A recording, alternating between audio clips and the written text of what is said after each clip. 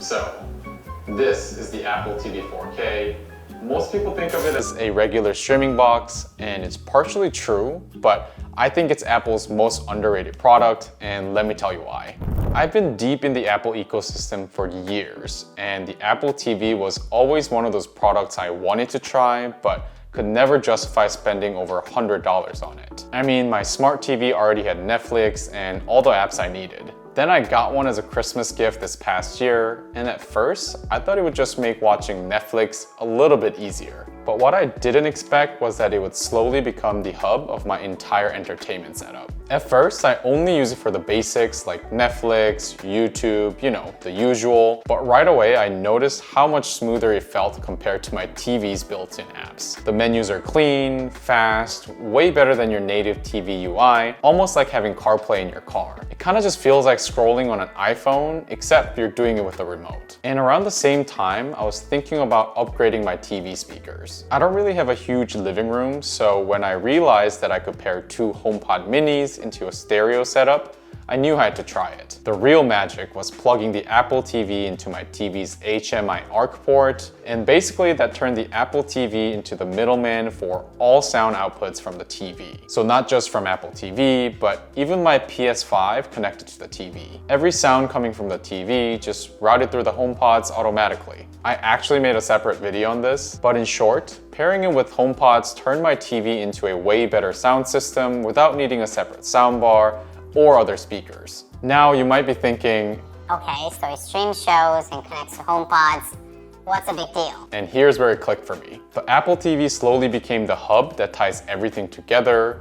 My TV sound system, iPhone, my MacBook, even my AirPods, they just all work seamlessly through this one little box. Starting off with control, the Apple TV remote can power my TV on and off, adjust the volume, and if I lose it, which happens pretty often, my iPhone can instantly become the remote. This has been extremely helpful when I get lazy to find my missing remote, or if I'm holding my phone while watching TV, I can just quickly launch the remote app through the control center. Then there are personal devices like your AirPods. Since Apple TV can connect to different Apple accounts, your AirPods will pop up and connect instantly, so Judy can connect when she's watching something while I'm working, or I can throw them on at night without blasting the speakers. And honestly, watching a movie or show with your AirPods in, noise cancellation on, with a huge screen instead of just your phone is such a different experience. It feels private, but still cinematic. Plus, you can connect separate Apple accounts so our apps and recommendations don't get mixed up. And that actually goes beyond just the apps. I can AirPlay anything from my MacBook or iPhone straight onto the TV with basically no lag,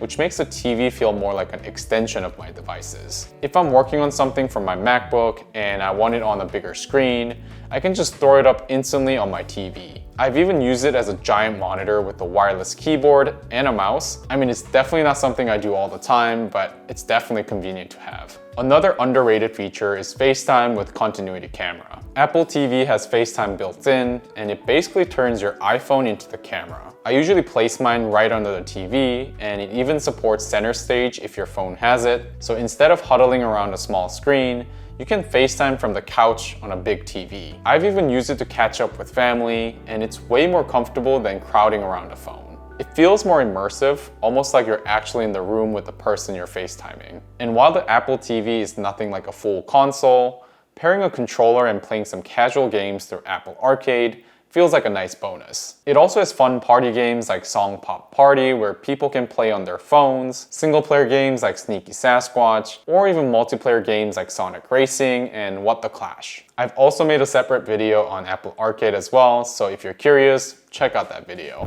So to wrap it up, that's why I think Apple TV 4K is Apple's most underrated product. Most people overlook it because on the surface, it just looks like another streaming box. But when you actually live with it, it kind of becomes a hub of your entire setup, controlling your TV power and sound, pairing seamlessly with AirPods, letting you AirPlay from any device, and even FaceTiming on your couch. Is it another way to trap you further into the Apple ecosystem?